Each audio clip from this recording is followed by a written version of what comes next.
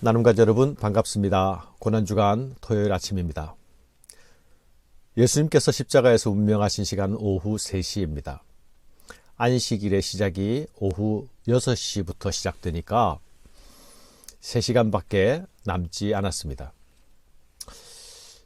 이 안식일은 유월절 명절과 연결된 안식일이었기 때문에 다른 때와 비교해서 큰 날이라고 불렸습니다. 유대인들은 이 안식일에 십자가에 처형된 자들이 십자가에 매달려 있기를 원치 않았습니다. 안식일을 더럽힌다고 생각했기 때문이죠. 무죄한 예수님을 죽인 자들이 자신들이 안식일에 부정해지는 것을 염려하고 있는 이런 이중성이 참으로 놀랍습니다. 십자가형이란 아주 오랫동안 고통 속에서 서서히 죽어가는 형벌이었습니다. 그래서 유대인들의 요구를 실현하려면 십자가에 달린 자들을 강제로 빨리 죽게 만들어야 했죠. 십자가에 달린 사람의 다리를 꺾어버리면 다리가 체중을 더 이상 지탱하지 못하기 때문에 그러면 온 체중이 못 박힌 팔에만 실리게 되어서 결국 호흡하는 것이 아주 힘들어지고 그래서 빨리 죽게 됩니다.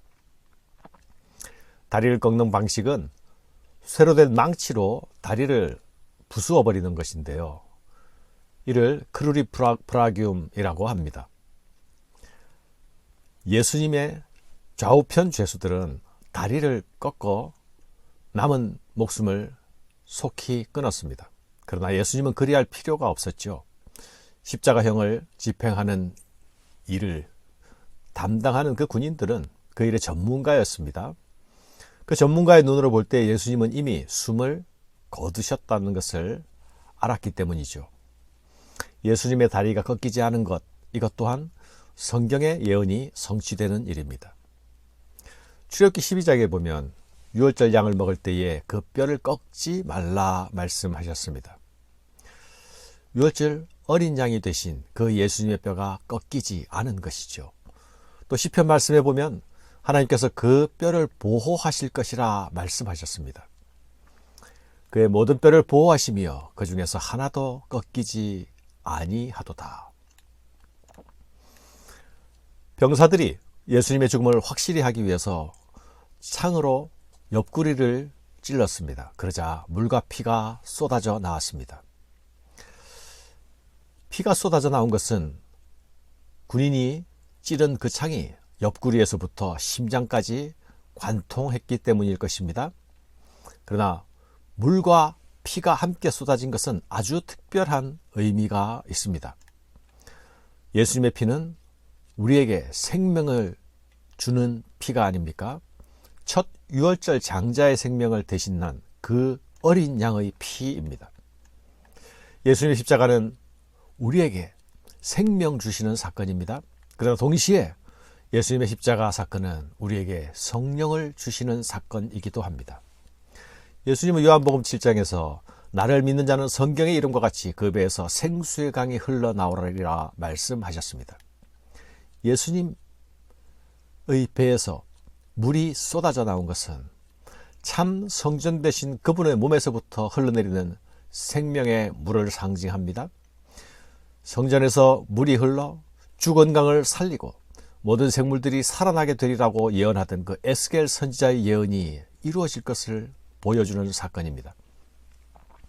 십자가 사건이 성령의 부어주심을 예고하는 사건이 되고 있는 것입니다. 사랑하는 여러분, 우리가 받은 성령, 우리 안에 거하시는 성령은 예수님의 생명과 예수님의 피와 물을 모두 쏟아내어 주신 결과로 우리가 얻게 되는 축복임을 기억해야 하겠습니다. 모든 대가를 지불하시고 하나님의 영이 우리 가운데, 우리 안에, 내 안에 거하게 된 것입니다. 사랑하는 여러분, 예수님 십자가의 죽으심으로 드러난 거듭난 생명들이 있습니다. 아리마대 요셉과 니고데모가 그들입니다. 이 두 사람은 유대교를 대표하는 인물들이죠. 아리마대 요셉은 산헤드린 공회원 중 한 사람입니다. 니고데모도 또한 마찬가지입니다. 그런데 이 아리마대 요셉을 예수의 제자라고 소개하고 있죠.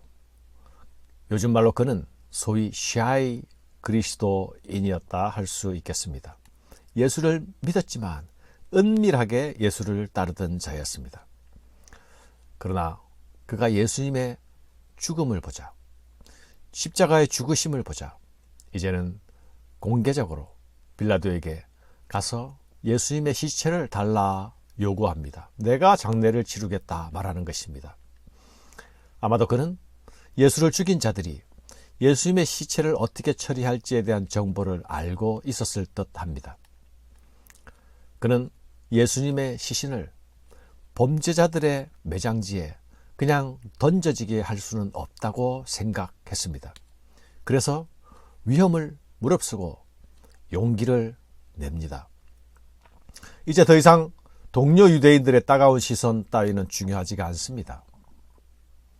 예수님은 죽음을 당하셨는데 나는 수치를 무릅쓰기로 결단합니다. 빌라도가 내 제안을 받아들이지 않고 분노하면 어떡하지 하는 생각도 뒤로 던져버립니다. 처형된 죄인의 시체를 장사 지내겠다고 요구하는 것은 관례에 어긋나는 일이었습니다. 빌라도가 어떻게 반응할지 모릅니다. 그러나 용기를 냅니다. 그리고 빌라도에게서 예수님의 시신을 얻어냅니다. 그는 부자였기에 자신의 장지를 가지고 있었습니다. 그곳에 예수님의 시신을 안치할 수 있었습니다. 예수님이 살아계셨을 때에는 잠잠히 숨어 지내던 제자가 예수님의 죽음을 대하고 벌떡 일어나게 된 것입니다. 십자가는 그를 세상과 사람들 앞에서 그리스도인으로 드러나게 했습니다. 니고데모는 2년 전에 밤에 예수님을 찾아왔던 사람입니다. 그도 공회원이죠. 사람이 물과 성령으로 거듭나지 않으면 하나님 나라에 들어갈 수 없다라는 말씀을 듣고 돌아갔습니다. 그런 그가 아리마대 요셉과 함께 지금 등장합니다. 예수님의 장례에 함께 참여하는 것입니다. 문상객으로 참여하는 것이 아니라 직접 예수님의 장례를 치루어 드리는 자로서 적극적으로 참여합니다. 한 사람은 장지를 제공하고 다른 한 사람은 시신을 수습할 방부제인 모략과 침향을 가지고 옵니다. 가지고 온 그 양이 100리트라입니다. 약 34kg이나 되는 것입니다. 이것은 굉장히 많은 양입니다. 이 굉장히 많은 양은 무엇을 의미합니까?